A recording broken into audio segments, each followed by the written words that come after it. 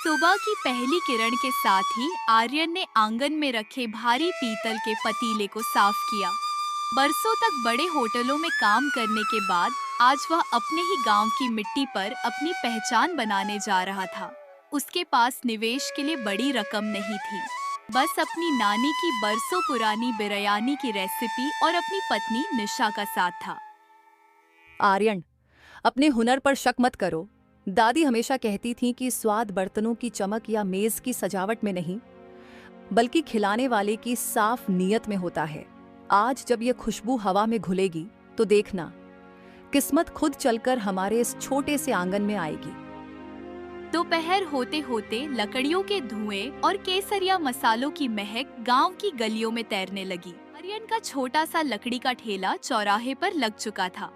महक इतनी सम्मोहक थी कि गांव के सबसे रईस और मगरूर व्यक्ति राव साहब की गाड़ी के ब्रेक खुद लग गए।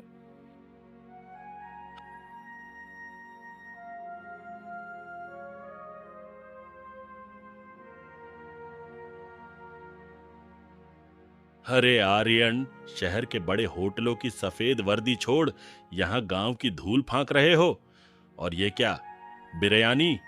मजाक बना रखा है क्या? क्या इन फटेहाल भूखों को तुम वो शाही पकवान खिलाओगे जो हमारी डाइनिंग टेबल की शोभा बढ़ाते हैं? क्या तुम्हारी ये औकात है कि गांव के चौराहे पर राजसी स्वाद ले आओ? राव साहब, स्वाद पर किसी की जागीर नहीं होती। ये पकवान नहीं, मेरी नानी की ममता का एक एहसास है। एक बार छक्कर तो देखिए, शायद यह बिरयानी आपकी जुबान की कड़वाहट के साथ साथ आपके दिल का अहंकार भी पिघला दे। राव साहब ने गुस्से में एक निवाला मुंह में रखा, लेकिन स्वाद जीभ पर पड़ते ही वे जैसे पत्थर के हो गए। वह जायका सीधा रूह तक पहुंच गया। उन्होंने बिना एक शब्द कहे कांपते हाथों से एक बड़ी रकम मेज पर पटकी और नजरें झुकाकर वहां से चले गए। तभी भीड़ के पीछे से बाबा दीनदयाल अपनी पुरानी लाठी टेकते हुए आगे आए। उनकी फटी जेब में चंद सिक्के खनक रहे थे और आंखों में संकोच था। जैसे ही उन्होंने बिरयानी की कीमत पूछी और अपनी जेब देखी, वे पीछे हटने लगे। बाबा, कदम पीछे मत खींचिए। आज की इस पहली थाली पर आपका नाम लिखा है। यह स्वाद आपके आशीर्वाद के बिना अधूरा रहेगा। बेटी, मेरी फटी जेब में सिर्फ 10 रुपए पड़े हैं। इतने में तो इस शाही खुशबू का मोल भी नहीं चुकाया जा सकता। पेट भरना तो दूर की बात है, मैं इस काबिल नहीं। बाबा, आज इस ठेले पर न कोई राजा है न कोई रंक। आज यहाँ हर वो शख्स बराबर है जिसे भूख लगी है। अमीर अपनी अमीरी घर छोड़कर आए, क्योंकि मेरे दस्तरखान पर बिरयानी पर सबका हक एक समान है। बैठिए, आज पेट भरकर खाइए। सूरज ढल चुका था और पतीला बिल्कुल खाली था। आर्यन और निशा थकान के बावजूद एक अजीब सी शांति महसूस कर रहे थे।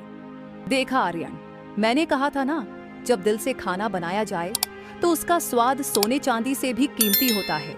आज की बिक्री उम्मीद से कहीं ज्यादा है। अब हम अपना कर्ज भी उतार पाएंगे और इस टूटती छत को भी ठीक करा लेंगे। हमारी मेहनत रंग लाई। हाँ निशा, लेकिन मेरी असली कमाई ये नोट नहीं है। मेरी जीत तो तब हुई जब बाबा दीनदयाल के चेहरे पर वो तृप्ति वाली मुस्कान आई। आज हमने सिर्फ खाना नहीं बेचा, हमने ये साबित किया कि अच्छी चीजों पर सिर्फ अमीरों का कब्जा नहीं हो सकता। आज इंसानियत और बराबरी की जो महक इस गांव में फैली है, वही हमारी असली पूंजी है। दोनों ने मिलकर अपनी स्वर्गीय काकी की तस्वीर के आगे शीश झुकाया। उस दिन के बाद से आर्यन का वो साधारण सा ठेला गांव की एकता और मोहब्बत का सबसे बड़ा केंद्र बन गया। आर्यन की कहानी में अब एक नया मोड़ आता है, जहां सफलता के साथ साथ नई चुनौतियां और समाज बदलने की एक बड़ी लहर शुरू होती है। आर्यन के ठेले की प्रसिद्धि अब गांव की सीमाओं को लांघकर आसपास के कस्बों तक पहुंच चुकी थी, जहां एक ओर बाबा दीनदयाल जैसे लोग उसे दुआएं दे रहे, वहीं दूसरी ओर गांव के कुछ रसूखदार लोग इस बदलाव से खुश नहीं थे। उन्हें डर था कि एक मामूली बावर्ची अगर लोगों के दिलों पर राज करने लगा तो उनकी वर्षों पुरानी चौधराहट खतरे में पड़ जाएगी। छोकरे की हिम्मत तो देखो, अब लोग मेरी हवेली की दावतों से ज्यादा उस धूल भरे ठेले की चर्चा करते हैं। अगर उसे अभी नहीं रोका गया तो कल वह हमारे बराबर में खड़ा हो जाएगा। जाओ, पंचायत बुलाओ और कहो कि यह बाहरी आदमी गांव की पवित्रता खराब कर रहा है।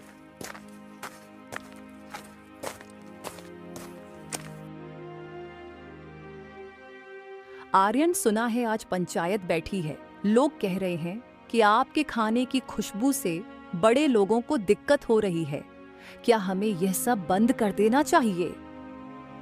निशा, जब हम सच की राह पर चलते हैं तो हवाएं अक्सर विपरीत बहती हैं। अगर मेरी बिरयानी में नानी की सच्चाई है तो पंचायत का फैसला भी ऊपर वाला ही करेगा। हम पीछे नहीं हटेंगे। पंचायत का दृश्य तनावपूर्ण था। राव साहब ने आर्यन पर आरोप लगाया कि वह सरेआम सड़क पर भीड़ लगाता है और ऊंच नीच का भेद खत्म करके गांव की परंपराओं को तोड़ रहा है। गांव वाले चुप थे, डर और सम्मान के बीच फंसे हुए। आर्यन, तुम्हारे पास अपनी सफाई में कहने के लिए कुछ है? राव साहब का कहना है कि तुम्हारा यह काम गांव की व्यवस्था बिगाड़ रहा है। मुखिया जी, व्यवस्था वह नहीं होती जो लोगों को बांटे, बल्कि वह होती है जो भूखे को रोटी दे।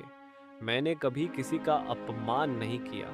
हाँ, मैंने इतना जरूर किया कि जिस थाली में राव साहब खाते हैं उसी स्वाद को मैंने बाबा दीनदयाल के लिए भी मुमकिन बनाया। क्या बराबरी का स्वाद चखाना अपराध है?